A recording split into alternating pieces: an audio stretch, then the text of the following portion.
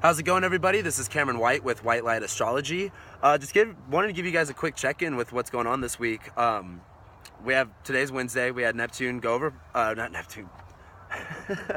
We had the Sun go over Neptune in Pisces, which was bringing to light a lot of what our fears are, a lot of what really hurts us down in our emotions, in a sense that we really repress, and things that we don't really acknowledge or really like to face. And I think this is pretty big for everyone. Today's had quite a bit of energy, because we also had the moon going over Uranus and Mars, which I believe it's going over Mars right now at 24 degrees. I don't remember. I have to look at it. However, with all this going on, what's really the understatement of what we're going to be moving into, going into this next week and going into this weekend when Venus goes retrograde, this is kind of teeing up and setting up that energy. And right now with the Sun going over Neptune, it's, a big highlight of what our fears are. What are our emotions? How is that playing out? How is that affecting us? And it's separating, what's a lie and what's the truth. Pisces rules deception.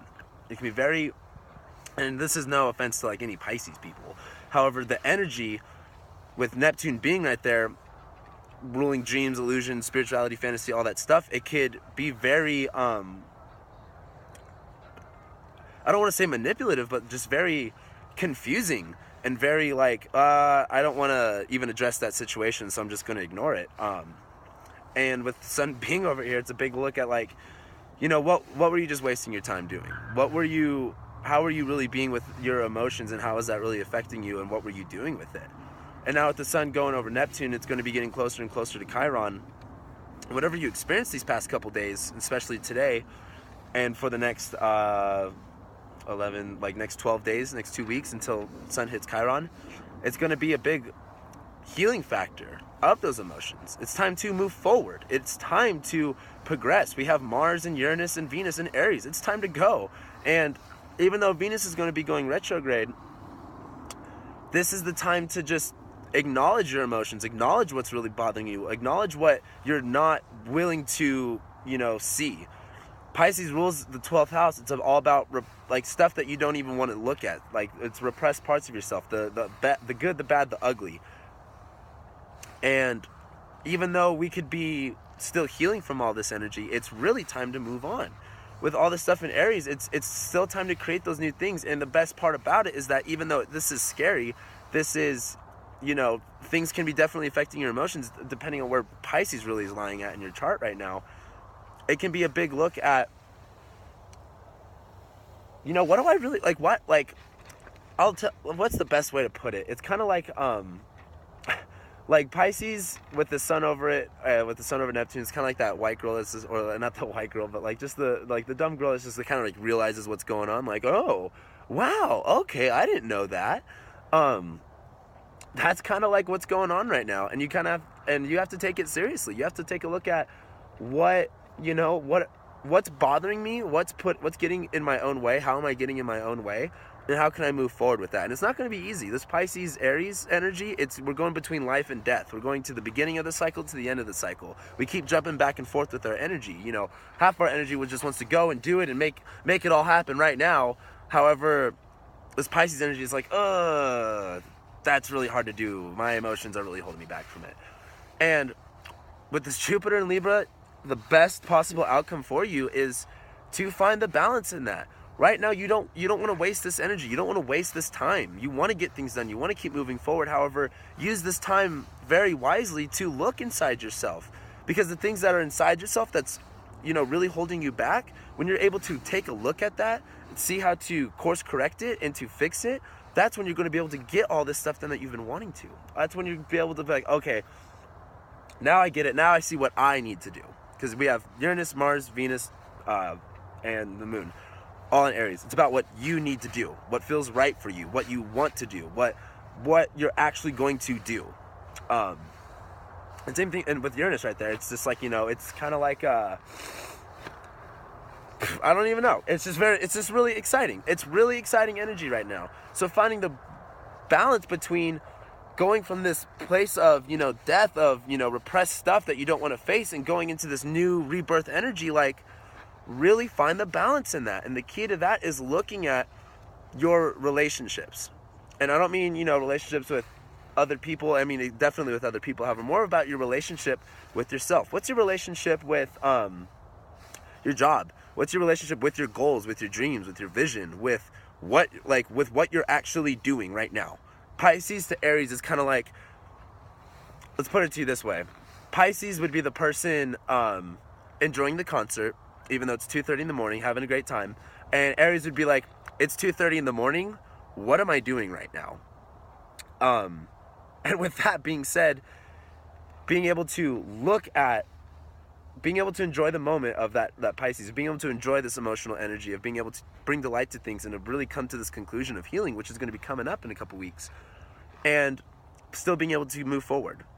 And the key to that is looking inside yourself of, what is your relationship with what you want to do? Because if it's not a good relationship, you know, you set all these goals, you set all these dreams, or, you know, you say you want to go do something, you say you want to create a relationship, or you say you want to, you know, create more balance in your life, and you don't do it, how does that reflect on yourself? That shows a big part of your relationship with yourself. And this is the key. That's the key to really finding this balanced energy. And right now, we still have Pluto in Capricorn. Pluto is slowly tearing things away. Pluto is really taking a long time, because it's the slowest planet, and it's transforming our foundation. Not slipping the rug out of off of our feet, but really transforming our foundation, which is great. However, it can bring up a lot of fears, like the rug has been slipping out from underneath your feet. Like, you know, one thing is set in stone, and you know that you have it, then all of a sudden it just disappears. And this is having a big T-square with Jupiter and Uranus. With Jupiter and Uranus squaring Pluto, this is like keeping that relationship with yourself, healing that relationship, and finding the joy and abundance in that within inside yourself, and taking the action to go and create it. That's what's going to keep you on the same path that you want to be. With Pluto doing all this transformational work, you can't escape that. However, you can use it to your advantage. And that's the whole reason I do this, is because, I mean, astrology really, you know, yeah, sure, I could tell you what sign's compatible, all that stuff, or I could be like, hey, look, this is what you're going to be experiencing. Here's how you can correct that and go on a way better direction and a path to use what's good right now for your advantage. And with all this energy, it's in the cardinal signs, so it's like, it's a really big mix between like pride and intellect, like what really just, you know, fires you up and pumps you up for life, and what logically makes sense. So with Pluto right here doing all this transformational work, the key is to keeping that relationship with yourself, keeping the good feelings inside yourself, being able to still take the action, feeling and experiencing your emotions, because with all this Pisces energy, it's going to be emotional. Experience it though. This is good. You want to, like, I saw this thing on Facebook. It's like how to avoid negative emotions. That's bullshit. Feel your emotions. Feel the sadness. Feel the pain. Feel the hurt, because that's the only time you're ever going to be able to go into the next part. Like, we live in a binary world. We would never know good feelings if there weren't bad feelings. So don't avoid your negative thoughts. Confront your negative thoughts. Confront your negative emotions, and see what they're all about. Don't take it to heart and go beat yourself up and, you know, freak out in a corner or something like that. However, take a look at what is really going on. You know, that it would really benefit you to take a look at it and use these emotions for your advantage. Don't just go, oh, these are bad, I gotta avoid them. No, don't avoid them. Look at them, feel them, see what you can do different to change it. And this is going back to that Pluto energy of everything's changing, everything's transforming. So you know that the solid ground that you're on is, you know, ever constantly changing. You know that, and that's that Pluto in Capricorn. You know that Jupiter's in retrograde in Libra. We're really looking at the relationship with ourselves and how that, you know, manifests in other areas of our life. And even though we have all this stuff in Aries that's telling you to go, go, go, everything in Pisces is like, it's like hard. It's hard to really look at. Pisces can be very avoidant when it comes to certain things, because it's more focused on it wants to look at the positive aspects. like when I talk about Pisces, how it rules like this illusion and dreams and all that stuff. Pisces would rather talk about dreams than to talk about what's fake. Like, oh, you know, like for example, I don't know, chemtrails.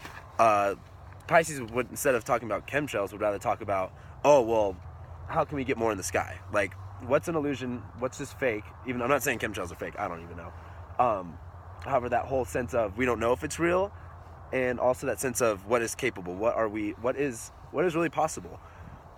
So finding the balance between all that is really going to be the key this week. And then tomorrow, for the next couple of days, we got we got the moon going into Taurus. This is that time after the moon just went through Aries. We had this kind of, we're moving forward. We're looking at things differently now after this new moon. Now it's going into Taurus. This is the time to ground yourself in this new energy, in this new light. Ground yourself for the meantime. It's going to be trining. Not tomorrow, I believe it'll be on Friday, it'll be trining Pluto. And use this to, as I was saying, how your structure, your, like what's keeping you grounded, how that could be slipping, how that could be crumbling and transforming. Use this moon in Taurus to gather your composure, get your emotions right, and really start to move forward and to grow and to start new things. So I guess that's what I got for you guys. Hope you have a good week, and thank you for liking, sharing, and subscribing, and I'll see you next time. Thanks.